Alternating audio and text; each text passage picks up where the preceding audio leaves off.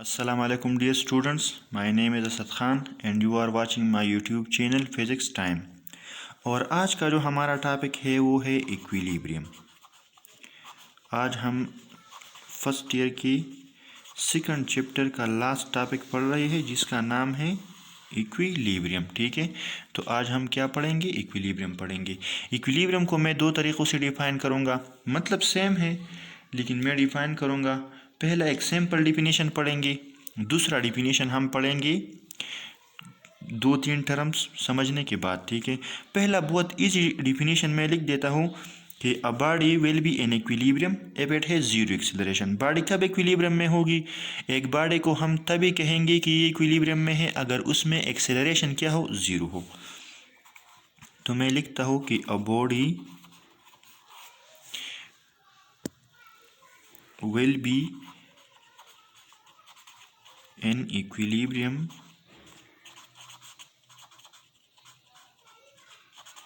if it has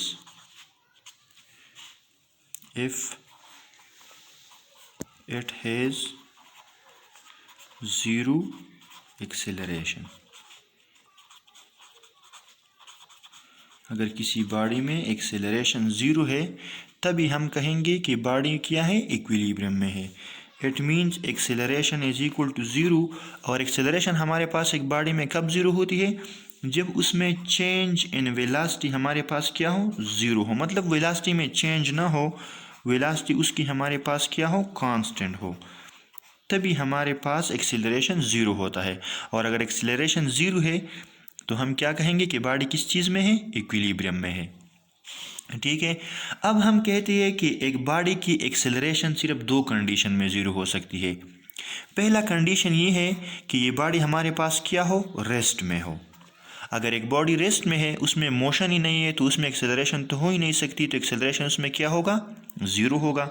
और दूसरा हमारे पास है, अगर एक बॉडी में एक्सेलरेशन तभी ज़ीरो हो सकती है अगर वो मोशन में है, लेकिन किस मोशन में है? यूनिफॉर्म मोशन में। यूनिफॉर्म मीन एक यूनिफॉर्म या कांस्टेंट वेलोसिटी के साथ मूव कर रहा है, तभी उसमें एक्सेलरेशन क्या होगा? ज़ीरो होगा।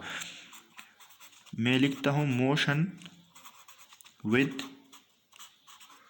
Constant velocity. ठीक है, अगर एक बॉडी मोशन में है लेकिन कांस्टेंट वेलोसिटी के साथ मोशन में है तो उसमें एक्सेलरेशन क्या होगा? इसी कंडीशन में भी एक्सेलरेशन ज़ीरो, इसी कंडीशन में भी एक्सेलरेशन ज़ीरो। तो यहाँ भी बॉडी इक्विलिब्रियम में, यहाँ पे भी बॉडी इक्विलिब्रियम में। तो हम सिर्फ ये नहीं कहेंगे कि बॉडी सिर्फ रेस्ट में हो तभी इक्विलिब्रियम में होगी। ठीक है, बॉडी मोशन में हो तभी भी इक्विलिब्रियम में हो सकती है, लेकिन कंडीशन उसके लिए क्या है कि कांस्टेंट वेलोसिटी के साथ वो हमारे पास क्या हो? मोशन में हो, तभी हम कहेंगे कि उसका हमारे पास एक्सेलरेशन ज़ीरो है, तो बॉडी इक्विलिब्रियम में होगी।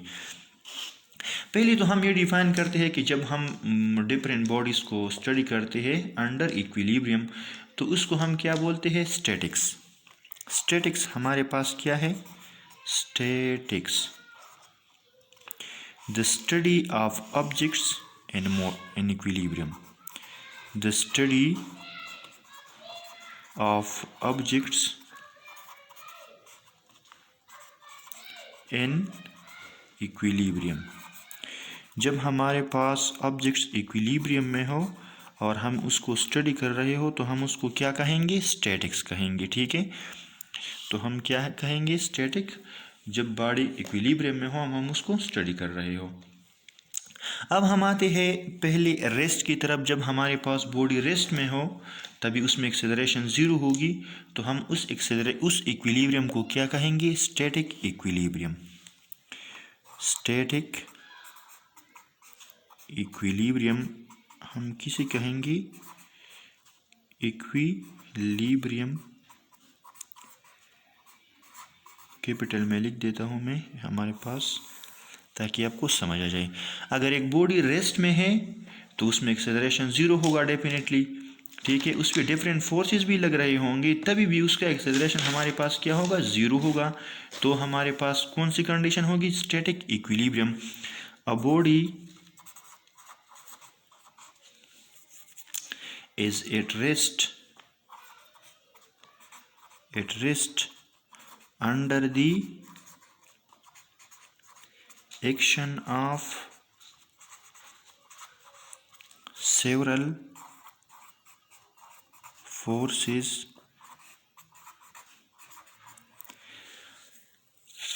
acting together। इसको मैं आपके लिए डिफाइन कर देता हूँ कि इसका मतलब क्या है। Acting together then the body is said to be in static equilibrium।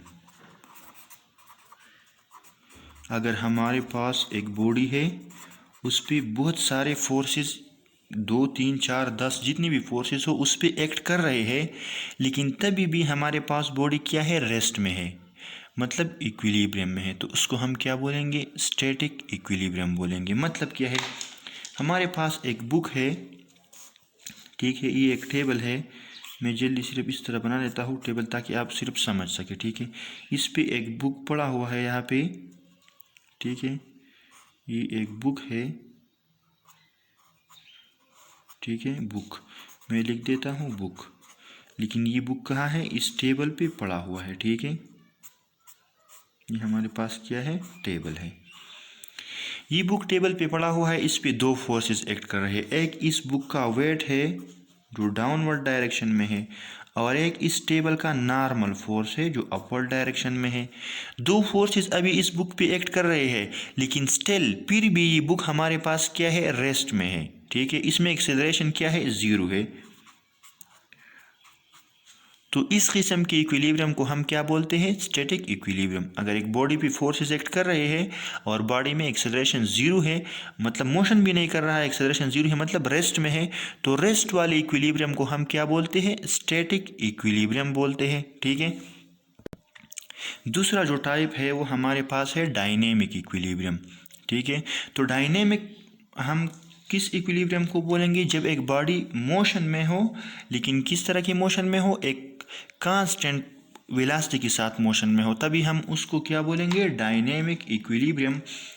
तो मैं यहाँ पे डायनेमिक इक्विलिब्रियम का डिफिनीशन लिखूंगा, फिर मैं आपको इक्विलिब्रियम का दूसरा डिफिनीशन लिखूंगा जो हमारे पास एक ब्रॉड टर्म है, फिर हम जाएंगे आगे, ठीक है।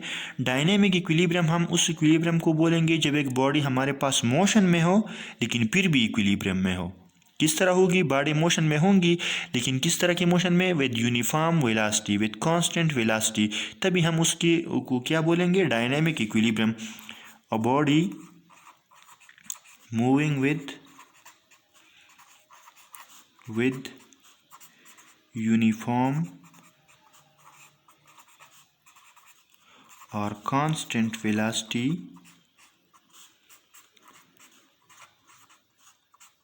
is said to be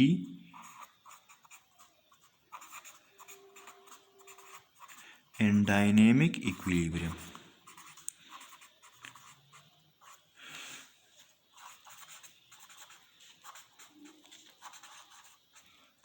हमारे पास एक बॉडी मोशन में है, लेकिन किस तरह की मोशन में है, कांस्टेंट वेलोसिटी के साथ मोशन में है। कांस्टेंट वेलोसिटी के साथ मोशन में है तो इसका एक्सेलरेशन क्या होगा, 0 होगा।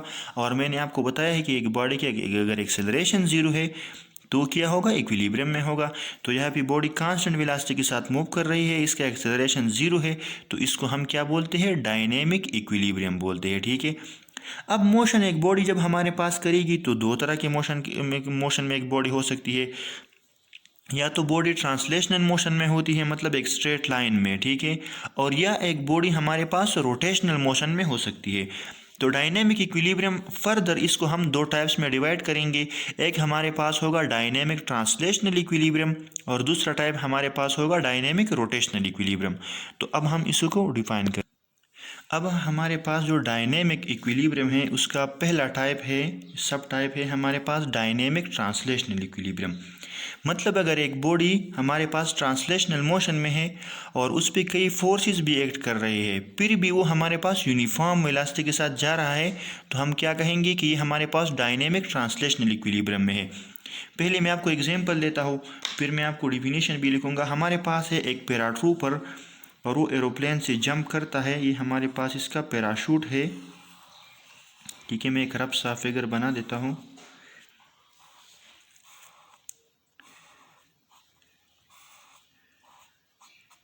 ये हो गया पैराशूट इसका, और वो हमारे पास क्या है, इसके साथ इस तरह लटक रहा है। ठीक है, ये क्या है, पैराट्रूपर है और ये इसका पैराशूट है।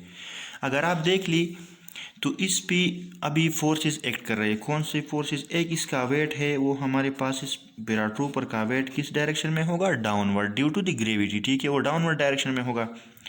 ये जो हमारे पास एयर है, ये इसका जो रेजिस्टेंस फोर्स होगा, फोर्स है जिसको हम ड्रैग फोर्स भी कहते हैं, लेकिन अभी आप चूँकि ड्रैग फोर्स के साथ इतनी आप उसको समझते नहीं है, बाद में हम पढ़ेंगे। ठीक है, तो मैं यहाँ पे सिर्फ एक वर्ड यूज़ करूँगा, रेजिस्टिव फोर्स। ये जो एयर है, ये एयर इसकी मोशन को रेजिस्ट करेगा। वो रेजिस्टिव फोर्स किस डायरेक्शन में होगा? अपवर्ड डायरेक्शन में होगा। मैं यहाँ पे लिख देता हूँ एफ एयर रेजिस्टेंस। एयर की वजह से जो रेजिस्टिव फोर्स होगा वो अपवर्ड डायरेक्शन में होगा।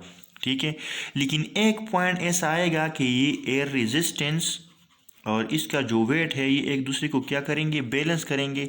तो ये जो पैराट्रूपर है, ये एक कांस्टेंट वेलोसिटी के साथ नीचे आएगा। इसको हम टर्मिनल वेलोसिटी भी बोलते हैं, वो भी आगे आएगा। लेकिन ये पैराट्रूपर जो है, अब ये मोशन करेगा, लेकिन किस वेलोसिटी के साथ? एक कांस्टेंट वेलोसिटी के साथ। ठीक है, इस पे फोर्स एक्ट कर रही है। एक फोर्स है इसका वेट और दूसरा फोर्स है एयर का रेजिस्टेंस, लेकिन फिर भी ये हमारे पास एक कांस्टेंट वेलोसिटी के साथ मोशन कर रहा है, मूव कर रहा है। तो ये किस कंडीशन में होगा? इक्विलिब्रियम में होगा। लेकिन ये जो मोशन है, ये एक ही डायरेक्शन में है, स्ट्रेट लाइन में है, तो इसको हम क्या बोलते हैं? Translational motion. तो इस इक्विलिब्रियम को हम क्या बोलेंगे? Dynamic translational equilibrium. पहले मैं इसको डिफाइन कर देता हूँ कि a body moving in straight line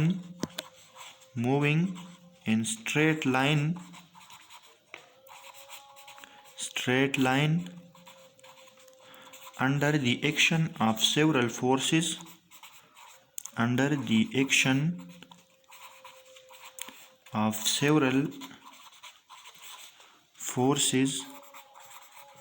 acting together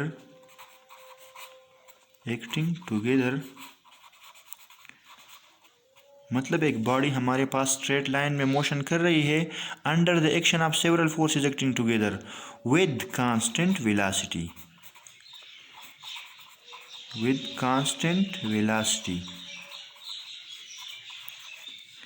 is said to be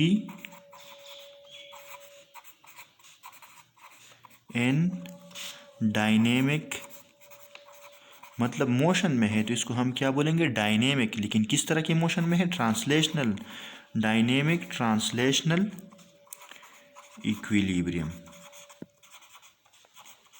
ठीक है, अगर एक बॉडी एक ही डायरेक्शन में स्ट्रेट लाइन में मोशन कर रही है, उस पर बहुत सारे फोर्सेस भी लग रहे हैं, फिर भी वो कांस्टेंट वेलोसिटी के साथ हमारे पास मूव कर रहा है, तो इसको हम क्या बोलेंगे? Dynamic translational equilibrium. इस बॉडी में इस पैराट्रूपर की जो वेलोसिटी है, इसमें कांस्टेंट वेलोसिटी के साथ मूव करेगा, तो इसमें एक्सेलरेशन जीरो है। और जब एक्सेलरेशन जीरो हो, तभी हमारे पास बॉडी किस स्टेट में होगी? इक्विलिब्रियम में होगी।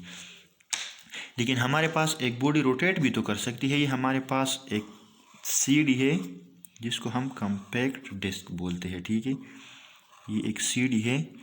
CD mean compact disc. ठीक है, ये हमारे पास कौन सा मोशन करती है? ये जब ये हमारे पास ये सीडी प्लेयर के अंदर होती है, जब हम मूवी देखते हैं, अभी तो ज़माना बहुत एडवांस हो गया, लोग मेमोरी कार्ड और यूएसबी यूज़ करते हैं, लेकिन जब हम सीडी प्लेयर जो होता था, ये उसकी जो कैसेट है, ये कॉम्पैक्ट डिस्क हम उसमें रख देती थी, तो ये हमारे पास रोटेशनल मोशन करता था। ठीक है, लेकिन विद कांस्टेंट एंगुलर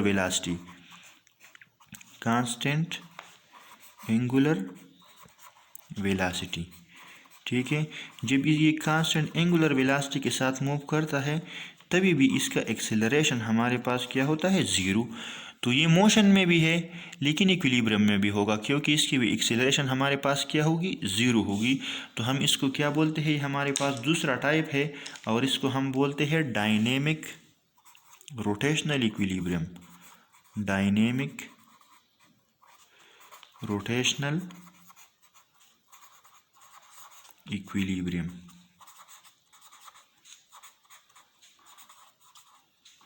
और लास्ट में मैं इक्विलिब्रियम को एक दूसरे तरीके से भी डिफाइन करूँगा, ठीक है। तो आपने लास्ट तक देखना है, ठीक है। मैंने तो सिर्फ आपको सिंपल डिफिनीशन बता दिया है कि अगर एक्सेलरेशन 0 है तो बॉडी इक्विलिब्रियम में होगी। लेकिन अब एक्सेलरेशन 0 होगी लेकिन बॉडी रेस्ट में भी हो सकती है, मोशन में भी हो सकती है, मोशन में भी, ट्रांसलेशनल में भी हो सकती है और रोटेशनल में भी। तो हम एक ब्रॉड डिफिनीशन करेंगे इक्विलिब्रियम का, लेकिन पहले मैं आपको डायनेमिक रोटेशनल इक्विलिब्रियम का डिफिनीशन लिख देता हूँ। A body, when a body is rotating is moving with uniform angular velocity, जब हमारे पास एक बॉडी यूनिफॉर्म एंगुलर वेलोसिटी के साथ मूव कर रही हो तो हम कहते हैं कि the body is said to be in dynamic, क्योंकि मोशन में तो है। कौन से मोशन में है? रोटेशनल में। और किस कंडीशन में है? इक्विलिब्रियम में। तो हम इसको क्या बोलेंगे? डायनेमिक रोटेशनल इक्विलिब्रियम, ठीक है। तो हमारे पास, ठीक है। अब अगर आप देख ले यहाँ पे जो फोर्स है ट्रांसलेशनल डायनेमिक ट्रांसलेशनल इक्विलिब्रियम में, यहाँ पे बॉडी पे फोर्स लग रहा है लेकिन फोर्स इसमें क्या प्रोड्यूस कर रहा है? Translational motion. अब यहाँ फोर्स लग रहा है लेकिन फोर्स इसमें क्या, कौन सा मोशन प्रोड्यूस कर रहा है? रोटेशनल। और जब किसी फोर्स की वजह से रोटेशनल मोशन एक बॉडी में प्रोड्यूस होती हो तभी उस फोर्स को हम क्या बोलते हैं? टार्क बोलते हैं, ठीक है। तो अब हम कहते हैं कि यहाँ पे टार्क लग रहा है फिर भी बॉडी इक्विलिब्रियम में है, यहाँ पे फोर्स है फिर भी बॉडी इक्विलिब्रियम में है, ठीक है। तो अब हम एक्सेलरेशन को निगलेक्ट करते हैं, वो तो कंपलसरी है कि बॉडी में एक्सेलरेशन नहीं होगी। लेकिन अब जो दूसरा डिफिनीशन हम पढ़ेंगे वो हम फोर्स और टार्क के टर्म में पढ़ेंगे, ठीक है। कि एक बॉडी पे फोर्सेस लग रहे हो फिर भी बॉडी इक्विलिब्रियम में होगी, कौन से? ट्रांसलेशनल में। एक बॉडी पे टार्क्स लग रहे हो फिर भी वो बॉडी इक्विलिब्रियम में होंगी, कौन से? रोटेशनल इक्विलिब्रियम में। मतलब अगर फोर्स हो या टार्क हो लेकिन बॉडी के ट्रांसलेशनल या रोटेशनल मोशन में कोई चेंज नहीं आएगा, तभी हम कहते हैं कि ये बॉडी हमारे पास किस कंडीशन में है? इक्विलिब्रियम में है, ठीक है। तो मैं इक्विलिब्रियम का एक डिफिनीशन यहाँ पे लास्ट में लिख देता हूँ कि इक्विलिब्रियम हमारे पास क्या है। इक्विलिब्रियम का डिफिनीशन मैं लिख देता हूँ यहाँ पे। इक्विलिब्रियम हम कहते हैं कि ये एक बॉडी का वो स्टेट है जिसमें हमारे पास डिफरेंट फोर्सेस और टार्क्स उस बॉडी पे लग रहे होंगे लेकिन बॉडी की ट्रांसलेशनल या रोटेशनल मोशन में कोई चेंज नहीं आएगी, ठीक है। तो हम कहते हैं कि बॉडी किस स्टेट में है? इक्विलिब्रियम में। तो मैं लिख देता हूँ कि it is the state of a body in which there is no change in translational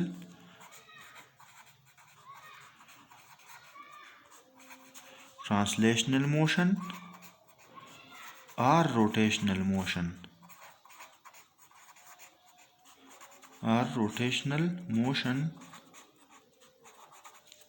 under the action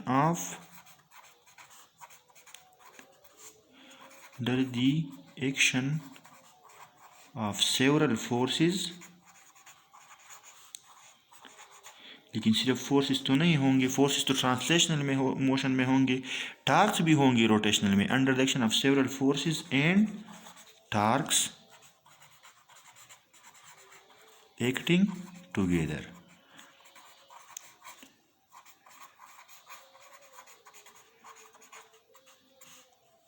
हमारे पास इक्विलिब्रियम क्या है? ये एक बॉडी की वो स्टेट है जिसमें बॉडी के ट्रांसलेशनल और रोटेशनल मोशन में कोई चेंज नहीं आएगा बावजूद इसकी कि उस पर सेवरल फोर्सेस भी एक्ट कर रहे हैं और टार्क्स भी एक्ट कर रहे हैं सेम टाइम पे, लेकिन बॉडी के ट्रांसलेशनल और रोटेशनल मोशन में कोई चेंज नहीं होगी, तभी हम कहेंगे कि ये बॉडी हमारे पास किस टाइप में है, इक्विलिब्रियम में है। अगर फोर्सेस लग रहे हैं और बॉडी इक्विलिब्रियम में है तो हम उसको क्या बोलेंगे, translational equilibrium, dynamic translational equilibrium बोलेंगे। अगर बॉडी पे टार्क्स लग रहे हैं, रोटेशनल मोशन कर रहा है, लेकिन विद कांस्टेंट या विद यूनिफॉर्म एंगुलर वेलोसिटी हमारे पास वो मोशन कर रहा है, तो हम उसको क्या बोलेंगे, डायनेमिक रोटेशनल इक्विलिब्रियम। अब हम आएंगे कंडीशन ऑफ इक्विलिब्रियम की तरफ। अब हम पढ़ेंगे कंडीशंस ऑफ इक्विलिब्रियम। हमारे पास इक्विलिब्रियम की दो कंडीशन है, लेकिन हम दोनों को पढ़ेंगे। पहले हम पढ़ते हैं पहला कंडीशन, फर्स्ट कंडीशन।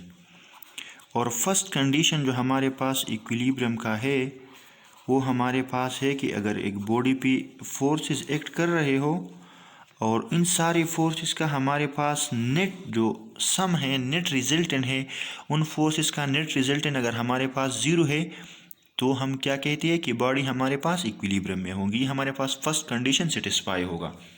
एग्जाम्पल इस तरह है कि हमारे पास एक बॉडी है, एक रॉड है और इस डायरेक्शन से एक फोर्स लग रहा है F1 और इसका मैग्नीट्यूड हमारे पास है 50 न्यूटन। ठीक है, हमारे पास 50 न्यूटन का एक फोर्स इस पे लग रहा है, ठीक है, इस डायरेक्शन से। और एक दूसरा फोर्स है वो इस डायरेक्शन से लग रहा है, मैं यहाँ पे ले लेता हूँ, यहाँ पे लग रहा है F2, ये भी 50 न्यूटन है। तो अगर मैं इन दोनों का रिजल्टेंट फाइंड करूँ तो एक इस डायरेक्शन से है, एक इस डायरेक्शन में है, एक हमारे पास होगा +50, दूसरा होगा -50, क्योंकि डायरेक्शन दोनों का अपोजिट है। तो नेट जो फोर्स होगा इस बॉडी पे या इस रॉड पे वो क्या होगा, ज़ीरो होगा। तो बस पहला कंडीशन हमें यही कहता है कि अगर किसी बॉडी पे रिजल्टेंट फोर्स या नेट फोर्स हमारे पास ज़ीरो हो तो हम कहते हैं कि इक्विलिब्रियम का पहला कंडीशन हमारे पास क्या है, सेटिस्फाइड है। हम ये नहीं कहेंगे कि बॉडी इक्विलिब्रियम में है, लेकिन हम सिर्फ ये कहते हैं कि पहला कंडीशन हमारे पास क्या है, सेटिस्फाइड है। तो मैं यहाँ पे डिफिनीशन लिख देता हूँ कि when the vector sum of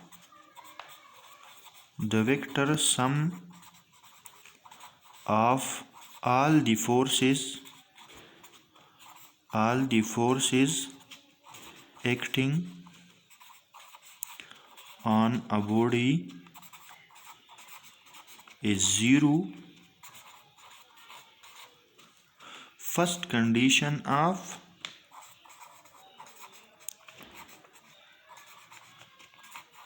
equilibrium is satisfied। मैंने एक वर्ड लिखा, first condition of equilibrium is satisfied.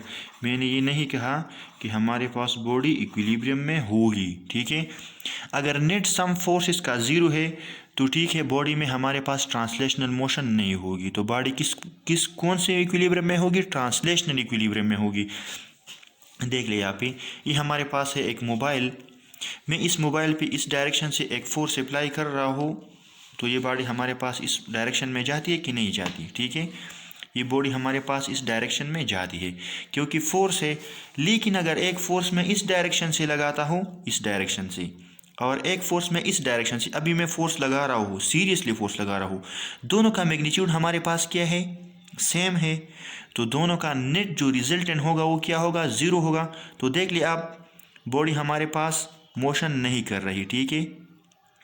तो मैं कहता हूँ कि बॉडी इस कंडीशन, फर्स्ट कंडीशन जब सेटिस्फाई होगा तो बॉडी कौन सी इक्विलिब्रियम में होगी, मैं लिख देता हूँ ट्रांसलेशनल इक्विलिब्रियम में होगी।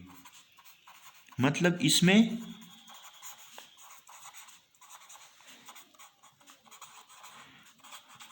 या हमारे पास अगर मोशन में है एक बॉडी और उस पर दो इक्वल फोर्सेस लग रहे हैं, अभी तो बॉडी शरीर से मोशन ही नहीं कर रही, तो ये हमारे पास कौन सा इक्विलिब्रियम है, स्टैटिक इक्विलिब्रियम में।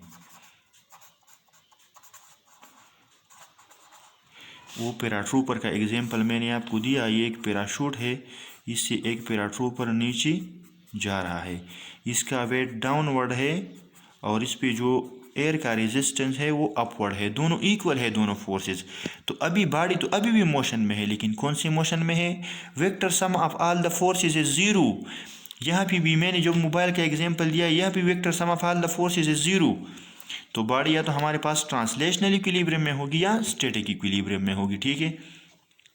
लेकिन कंप्लीटली इक्विलिब्रियम में नहीं हो सकती, क्योंकि मैं आपको एग्जांपल दे रहा हूँ। एक 50 न्यूटन का फोर्स लग रहा है इस डायरेक्शन पे, और एक 50 न्यूटन का फोर्स हमारे पास लग रहा है इसी डायरेक्शन में। देख लिया आप, दोनों का नेट रिजल्टेंट तो ज़ीरो है, लेकिन क्या इस बॉडी में रोटेशनल मोशन प्रोड्यूस हो रहा है कि नहीं हो रहा? देख लिया आप, ठीक है। बॉडी अपनी ट्रांसलेशनल इक्विलिब्रियम में तो है, अपनी पोजीशन से तो सीधे तो नहीं जा रही है, ट्रांसलेशन मोशन नहीं कर रही, लेकिन रोटेशनल मोशन तो अभी भी इसमें मौजूद है। तो कंप्लीटली इक्विलिब्रियम में नहीं है। कंप्लीटली इक्विलिब्रियम में तब होगी बॉडी जब हमारे पास दोनों कंडीशन इक्विलिब्रियम की सेटिस्फाई होंगे। लेकिन पहली कंडीशन में हम क्या कहते हैं कि जब ऑल द फोर्सेस जब होते हैं सारे फोर्सेस, उसका वेक्टर सम हमारे पास क्या हो? ज़ीरो हो, तभी बॉडी हमारे पास क्या होगी? इक्विलिब्रियम में होगी। कौन सी इक्विलिब्रियम में? ट्रांसलेशनल में या स्टैटिक इक्विलिब्रियम में होगी, ठीक है। और हम कहते हैं कि जब सारे फोर्सेस का वेक्टर सम ज़ीरो हो, तो हम कहते हैं कि पहला कंडीशन हमारे पास इक्विलिब्रियम का क्या है? सेटिस्फाइड है, ठीक है। तो जब सारे फोर्सेस का हमारे पास वेक्टर सम क्या हो? ज़ीरो हो, तो हम इसको कौन सा कंडीशन सेटिस्फाई होगा? First condition. अब हम इसका मैथमेटिकल फॉर्म लिखेंगे। तो इसका मैथमेटिकल फॉर्म हमारे पास क्या है कि अगर हमारे पास suppose n number of forces लग रही है एक बॉडी पे, तो मैं इसको लिखता हूँ F1, F2, F3 and dash dash dash Fn। For example हमारे पास एक बॉडी पे n नंबर ऑफ फोर्सेस लग रहे हैं, तो मैं इस तरह लिखूँगा जिस तरह मैंने कहा कि F नेट इन सब का क्या होना चाहिए? F1 plus F2 plus F3, और इस पे वेक्टर होना चाहिए क्योंकि फोर्स हमारे पास कौन सी क्वांटिटी है? Vector. N to Fn is equal to zero. मतलब इन सब का जो नेट फोर्स है वो हमारे पास क्या होना चाहिए? ज़ीरो। अगर इन सब का नेट फोर्स हमारे पास ज़ीरो है, तो ये हमारे पास पहला कंडीशन क्या होगा? सेटिस्फाइड होगा। इसको हम आसान अल्फाज में इस तरह भी लिख सकते हैं कि जितना भी राइट वर्ड फोर्सेस है वो हमारे पास क्या होंगे? लेफ्टवर्ड फोर्सेस के बराबर होंगे, और जो अपवर्ड फोर्सेस है वो हमारे पास क्या होगी? डाउनवर्ड फोर्सेस की इक्वल होंगी।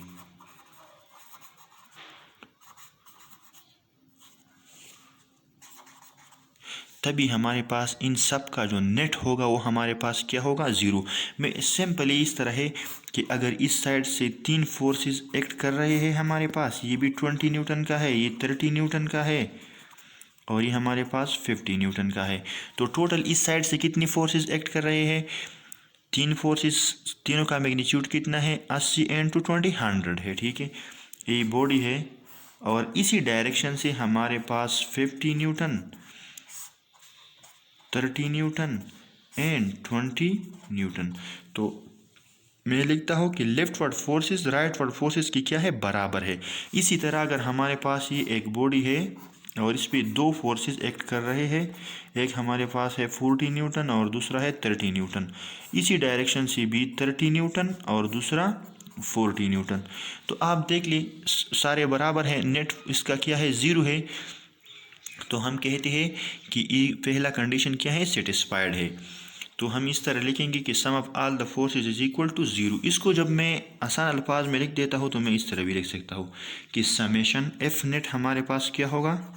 एफ नेट कि sum of all the forces is equal to zero. लेकिन चूँकि n नंबर ऑफ फोर्सेस है तो मैं यहाँ पे लिखूँगा I start from 1 and I goes up to n and F I. अब अगर मैं पहले फोर्स की बात कर रहा हूँ तो F1, F2, F3 सब मैं यहाँ पे लिखूँगा, ठीक है, इज इक्वल टू ज़ीरो। ये मैथमेटिकली मैं इस तरह इसको लिख सकता हूँ, ठीक है, कि हमारे पास क्या होंगे? ज़ीरो होंगे। अब हम पढ़ेंगे दूसरा condition.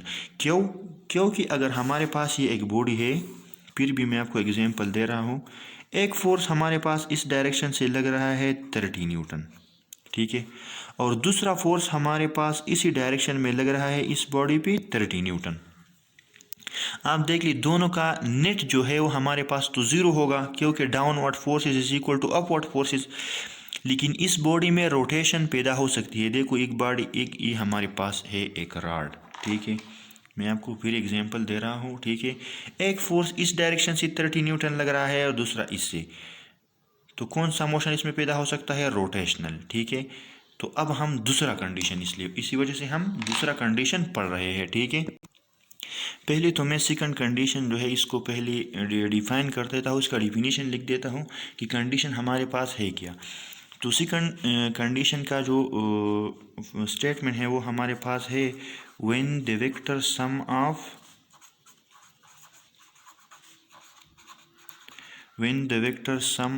all the torques acting on a body is equal to 0, तो हम कहते हैं कि सेकंड कंडीशन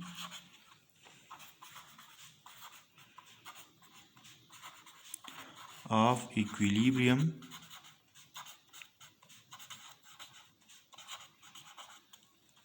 इज सेटिस्फाइड। अगर हमारे पास सारे टार्क्स का वेक्टर सम भी ज़ीरो है, तभी हमारे पास सेकंड कंडीशन भी क्या है? सेटिस्फाइड है। इसका एग्जांपल इस तरह है कि अगर हमारे पास एक बॉडी है यहाँ पे, ठीक है, मैंने कहा था पहले में कि अगर एक फोर्स इस डायरेक्शन में लग रहा है, एक फोर्स इस डायरेक्शन में लग रहा है, तो नेट सम तो फोर्स इसका ज़ीरो है। ये भी फॉर एग्जांपल 50 न्यूटन है, ये भी 50 न्यूटन है, ठीक है। तो ये हमारे पास इस बॉडी में रोटेशन को क्या कर सकता है? प्रोड्यूस कर सकता है, और रोटेशन हमारे पास क्या होता है? टार्क होता है, ठीक है। तो अब सेकंड कंडीशन में हम कहते हैं कि अगर इन वेक्टर सम टार्क जो पैदा होते हैं, इनका वेक्टर सम भी हमारे पास क्या है? ज़ीरो है, तभी भी हमारे पास क्या होगा? सेकंड कंडीशन सेटिस्फाइड होगा। और अगर हमारे पास ये फोर्स इस डायरेक्शन में लग रही है, तो इसमें ये बॉडी में कौन सा टार्क पैदा करेगा? Clockwise torque. और आई होप क्लॉकवाइज और एंटी क्लॉकवाइज का आपको पता होगा, क्योंकि ये घड़ी की डायरेक्शन में घूमेगा। अगर हम इस वाले फोर्स को लेते हैं, ठीक है, तो इस तरह रोटेट करेगा ये रॉड, तो ये कौन सा टार्क होगा? क्लॉकवाइज, ठीक है। और ये जो फोर्स है ये भी क्लॉकवाइज टार्क प्रोड्यूस करेगा हमारे पास। तो अभी हमारे पास कौन सा टार्क है? क्लॉकवाइज। लेकिन अगर यहाँ पे एक और फोर्स है इस डायरेक्शन में, और हम ये वाले फोर्स को लेते हैं, तो ये इस रॉड को किस डायरेक्शन में घुमाएगा? एंटी क्लॉकवाइज डायरेक्शन में, ठीक है, एंटी क्लॉकवाइज डायरेक्शन में। तो सेकंड कंडीशन सेटिस्फाई कब होगा? जब सारे टार्क्स क्या होंगे? इक्वल होंगे, बराबर होंगे। The sum of all the torques acting on the body is zero. तो मैं इसको इस तरह भी लिख सकता हूँ कि सेकंड कंडीशन हमारे पास कहता है कि सम ऑफ clockwise torque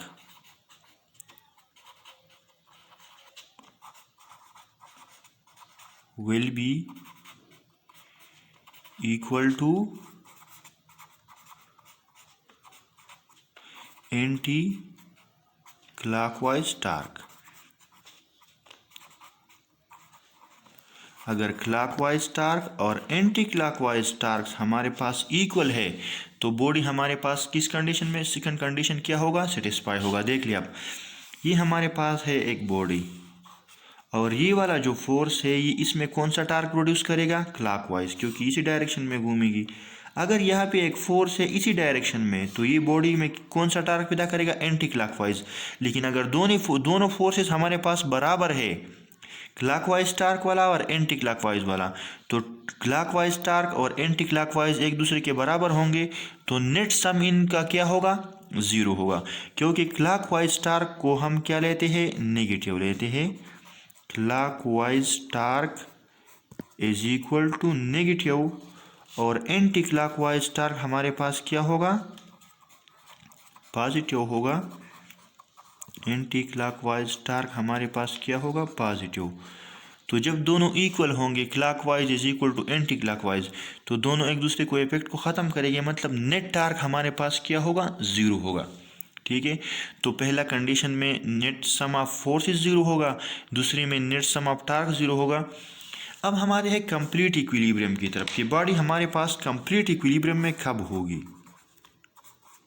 जिस तरह हमने इक्विलिब्रियम की डिफिनीशन में पढ़ा था कि एक बॉडी कंप्लीट इक्विलिब्रियम में तब होगी जब इस पे sum of all the forces and torques there is no change in translational और रोटेशनल मोशन, तभी हमारे पास बॉडी कंप्लीट इक्विलिब्रियम में होगी।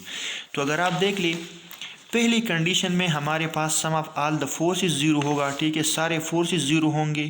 लेकिन अगर सारे फोर्सेस ज़ीरो हो गए तभी भी हमारे पास बॉडी में रोटेशन हो सकती है।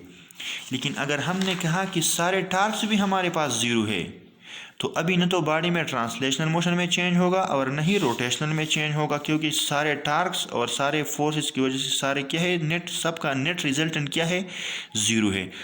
तो बॉडी हमारे पास कंप्लीट इक्विलिब्रियम में तब होगी जब हम कहते हैं कि दोनों condition first and second condition of equilibrium are satisfied. The body will be in complete equilibrium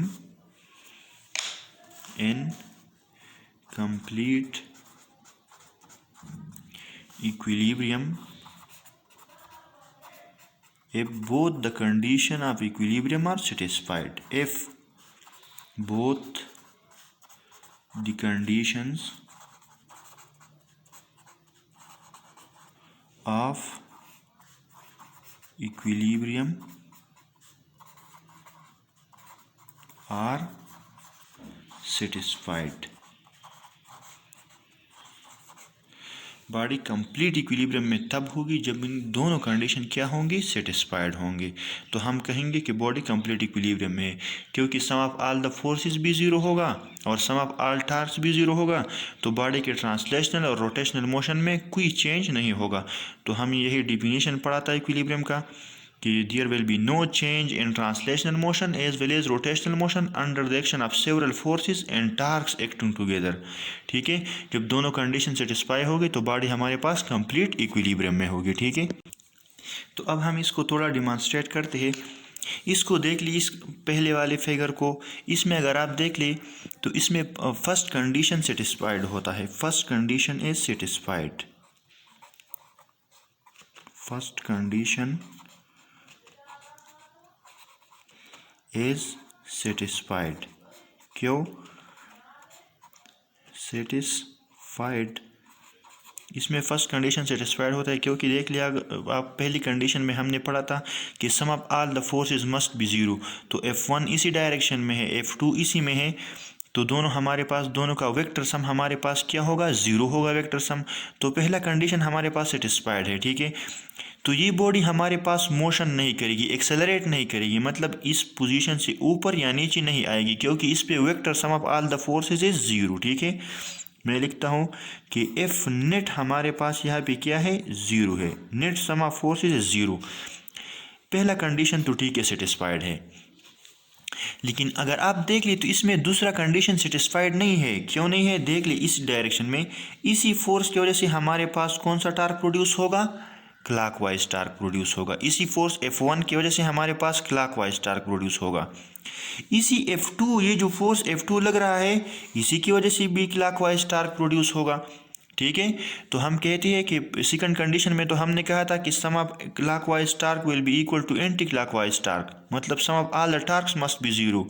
तो सेकंड कंडीशन तो सेटिस्फाइड नहीं है। Second condition is not satisfied, is not satisfied.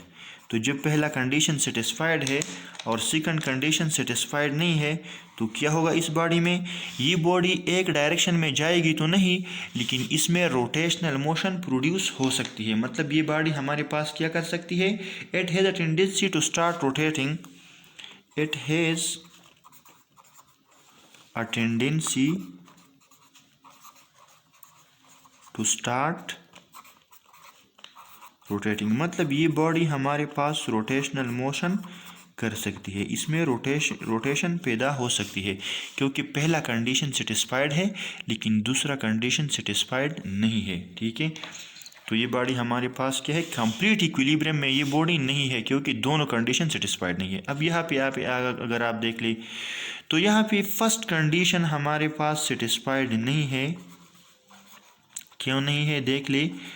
पहली कंडीशन में हमने पढ़ा था कि sum of all the forces या the vector sum of all the forces must be zero. तो ये फोर्स भी इसी डायरेक्शन में है, दूसरा भी इसी डायरेक्शन में, तो दोनों तो ऐड हो रहे हैं। पहला कंडीशन सेटिस्फाइड नहीं है। Sum of all the forces या the net sum of forces is equal to zero नहीं है। F net is not equal to zero, ठीक है। एफ नेट ज़ीरो हमारे पास नहीं है। लेकिन अगर आप देख ले तो सेकंड कंडीशन सेटिस्फाइड है। क्यों सेटिस्फाइड है? ये वाला अगर आप फोर्स देख ले तो ये इसी डायरेक्शन में बॉडी में कौन सा टार्क पैदा करेगा? क्लॉकवाइज। लेकिन ये वाला फोर्स अगर आप देख ले तो ये वाला इसमें क्या पैदा करेगा? Anti clockwise torque. और clockwise torque anti clockwise torque दोनों बराबर होंगे, मतलब sum of all the torque से ज़ीरो। हमने लिखा था सेकंड कंडीशन में sum of all the torques is equal to zero. तो ये हमारे पास कौन सा कंडीशन है? सेकंड कंडीशन है। और सेकंड कंडीशन हमारे पास क्या है? सेटिस्फाइड है, ठीक है। सेकंड कंडीशन हमारे पास क्या है? सेटिस्फाइड है। तो पहला कंडीशन सेटिस्फाइड नहीं है, सेकंड सेटिस्फाइड है। जब सेकंड कंडीशन सेटिस्फाइड हो तो इस बॉडी में अब रोटेशन पैदा नहीं हो सकती, लेकिन ये बॉडी एज अ होल इस पोजीशन से यहाँ पे एक्सेलरेट कर सकती है। देखो दोनों फोर्सेस, ये हमारे पास बॉडी है और ये फोर्सेस इसी डायरेक्शन में है, दूसरा फोर्स इसी डायरेक्शन में है, तो ये बॉडी हमारे पास क्या कर सकती है? एक्सेलरेट कर सकती है। तो मैं यहाँ पे लिखता हूँ कि it has a tendency to accelerate, ठीक है। It has a tendency to accelerate. इसमें एक्सेलरेशन पैदा हो सकती है, मतलब इसमें ट्रांसलेशनल मोशन पैदा हो सकती है, रोटेशनल नहीं हो सकती, क्योंकि सेकंड कंडीशन सेटिस्फाइड है। लेकिन पहला सेटिस्फाइड नहीं है, तो इसमें अभी हमारे पास क्या हो सकती है? ट्रांसलेशनल मोशन प्रोड्यूस हो सकती है। अब हम आते हैं ये तीसरे वाले की तरफ। अगर हम इस तरह करें, ये फोर्स F1 है, ये है दूसरा फोर्स F2, और मैं यहाँ पे एक ऐसा फोर्स लगा दूँ जो इन दोनों के बराबर हो। फॉर एग्जांपल ये हमारे पास है 5 न्यूटन फोर्स, ये भी है हमारे पास 5 न्यूटन फोर्स, और मैं यहाँ पे एक ऐसा फोर्स ड्रा करूँ जो 10 न्यूटन के बराबर हो। तो क्या यहाँ पे vector sum of all the forces zero है कि नहीं है? 10 न्यूटन इसी डायरेक्शन में लग रहे हैं अपवर्ड, 10 न्यूटन डाउनवर्ड में लग रहे हैं, तो एफ नेट हमारे पास क्या हो गया? ज़ीरो हो गया, ठीक है। तो फर्स्ट कंडीशन जो है हमारे पास वो क्या है? सेटिस्फाइड है, ठीक है। अब हम आते हैं कि जो vector sum of all the torques यहाँ पे ज़ीरो है कि नहीं है, वो दूसरा कंडीशन आप चेक करते हैं। इस वाले फोर्स की वजह से पैदा होगा क्लॉकवाइज टार्क, इस वाले फोर्स की वजह से पैदा होगा एंटी क्लॉकवाइज टार्क, और ये चूंकि सेंटर में है तो इसकी वजह से तो टार्क प्रोड्यूस होगा नहीं, क्योंकि टार्क का डिफिनीशन आपको पता है R क्रॉस F, और R हमारे पास क्या है? Moment arm. जिस एक्सिस से ये बॉडी रोटेट करती है उससे फासला। तो अगर ये बॉडी इसी एक्सिस पे ये फोर्स लगा रही है तो इसकी वजह से तो टार्क प्रोड्यूस ही नहीं हो सकता। टार्क इन दो फोर्सेस की वजह से प्रोड्यूस होगा। इसकी वजह से एंटी क्लॉकवाइज टार्क, इसकी वजह से क्लॉकवाइज टार्क, दोनों फोर्सेस इक्वल है तो दोनों टार्क्स भी इक्वल होंगे, ठीक है। क्योंकि सेंटर से दोनों का फासला भी सेम है, फोर्सेस भी सेम है, और टार्क हमारे पास होता है R क्रॉस F के, ठीक है। तो ये फोर्स और ये R सेम है, ये फोर्स और ये R ये भी सेम है, तो दोनों टार्क हमारे पास क्या है? सेम है। तो पहला कंडीशन तो सेटिस्फाइड है, sum of all the forces is zero. दूसरा कंडीशन भी सेटिस्फाइड है, sum of all the torques is equal to zero.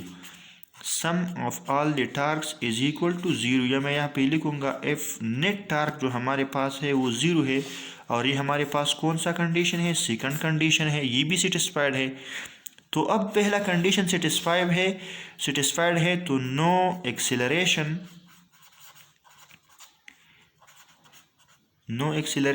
It means no translational motion, translational motion नहीं होगा क्योंकि पहला कंडीशन सेटिस्फाइड है।